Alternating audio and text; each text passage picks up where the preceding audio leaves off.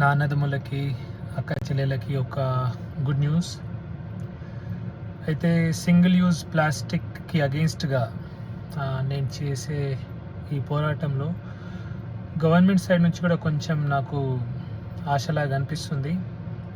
ఈరోజే environment, forest and endowment minister Shrimati Konda Surekha గారు నన్ను పిలిచారు.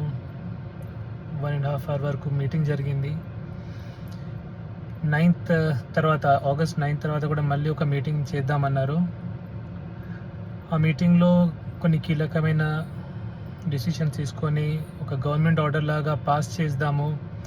సింగిల్ యూజ్ ప్లాస్టిక్ అంటే ఈ ప్లాస్టిక్ ప్లేట్స్, నేను ఎప్పుడు చెప్తాను చూడండి, క్యాన్సర్ ప్లేట్స్ అలాంటివి, అవి గవర్నమెంట్ బ్యాన్ చేయాలి. ఇలా దానికి సంబంధించి ఏవైతే స్టెప్స్ గవర్నమెంట్ తీసుకోవాలో అవి తీసుకుంటారని నాకు ఒక భరోసా అనేది ఆమె ఇచ్చారు.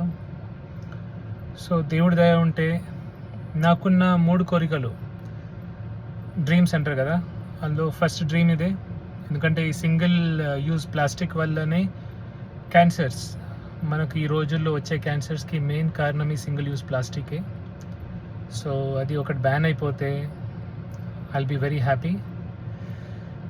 అలాగే ఇది నాకు కాదు క్రెడిట్ చెందాల్సింది, నాలాగా చాలామంది నా మిత్రులు,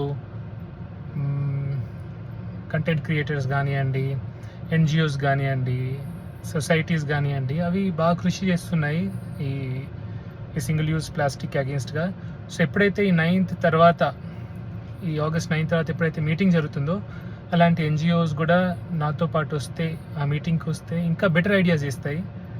సో క్రెడిట్ అంతా నాకు దక్కదు, అదే నాకు కావాలి. అందరం కలిసి ఉండాలా, కలిసి మనం పోరాడి దీన్ని సక్సెస్ఫుల్ చేస్తేనే ఇది జరుగుతుంది. గవర్నమెంట్ కూడా చాలా సీరియస్గా దీన్ని తీసుకుంటుంది. సో నా కోరిక ఒకటే, నా అన్నదమ్ములు, అక్క చెల్లెలు, తెలంగాణ కానివ్వండి, ఆంధ్రప్రదేశ్ కానీ, ఈ దేశంలో ఉన్న ప్రతి ఒక్కరూ సుఖంగా, సంతోషంగా ఉండాలా, హ్యాపీగా, హెల్దీగా ఉండాలా. సో ఒక హ్యాపీనెస్ అయితే ఉంది. ఎందుకంటే ఇటువంటి కొంచెం ప్రోత్సాహం కూడా నాలాంటి వాడికి గవర్నమెంట్ నుంచి వస్తే అది చాలా అనిపిస్తుంది. సో ఇంకా పని చేయడానికి, ఇంకా కష్టపడడానికి నాకు ఒక హోప్, ఒక సపోర్ట్ అనేది దొరుకుతుంది. So love you all, God bless you all. మీరు ఎప్పుడు మంచిగా ఉండాలా, నవ్వుతూ హ్యాపీగా హెల్దీగా ఉండాలా. Thank you.